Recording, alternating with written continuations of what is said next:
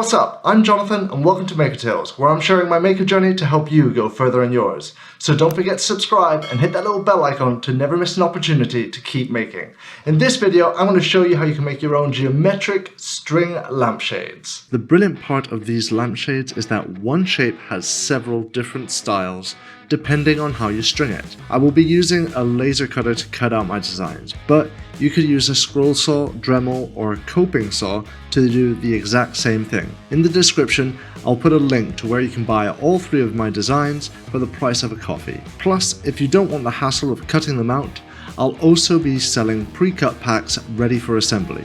To start off with, we need to know some dimensions. Most lampshades use a collar of E27, meaning that the lampshade ring needs to be just over 27mm in diameter. Two other measurements we are going to need to know is how far it is to the middle of the light bulb and the widest diameter of the bulb. After raiding my house for a few styles of standard light bulbs, I've ended up with these numbers: 95mm from the collar to the center of the light, and 65mm for the diameter. I will be using an LED bulb in this build, and I would suggest that you only use LED lights in these lampshades, as the material has not been fire treated.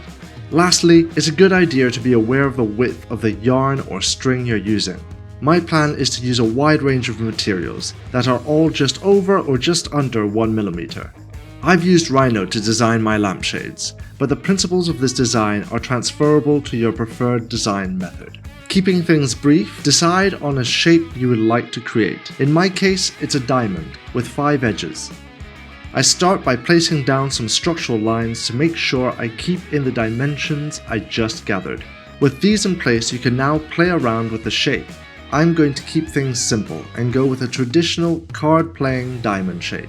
This is also the point where you decide where the top and bottom structural points coincide with the shape. At the same time, this is also where you will determine the size of the lampshade itself. From here, it's time to create the structural edges of the lamp. The way I go about doing this is by offsetting the path by 7.5mm either side of the basic structural line. Once I do this, I cut off what I don't need, making sure I leave enough room for the joints in the next few steps. Next, it's time to add the notches for the string. My notches are going to be 1mm wide and 3.5mm deep, as there are going to be points in the lamp where you're going to have to double string the same notch to have a seemingly seamless design. I like the look of having the notches 10mm apart from one another, but this is completely up to personal taste. I create a row of these notches and place them on my structure. From here, I add a structural press-fit joint, both for the edges and the top and bottom shapes. I will be making a video on how I create these joints, so make sure you subscribe and hit that bell icon so you get notified when it comes out. Once all these are placed, I cut them away to be left with the components of the design.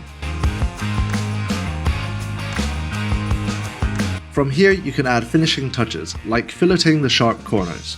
It's now a case of duplicating the edge piece a few times and the design is ready to be cut out. I'm cutting my lampshades out of 3mm laser ply. Remember that if you don't have a laser, you can always print out these designs, stick it onto a piece of wood and cut out the shapes by hand. From here it's pretty straightforward. I give it a quick sanding and then you put it together.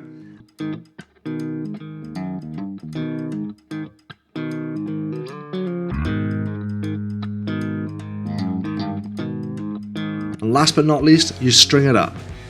I know I'm not sharing my exact stringing patterns, but this is not because I don't want to show you, it's because there are so many different ways of stringing it. So get creative here.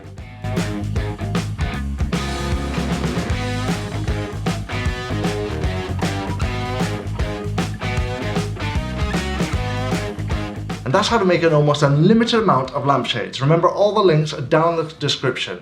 Thanks for watching, keep making, and let the quest continue.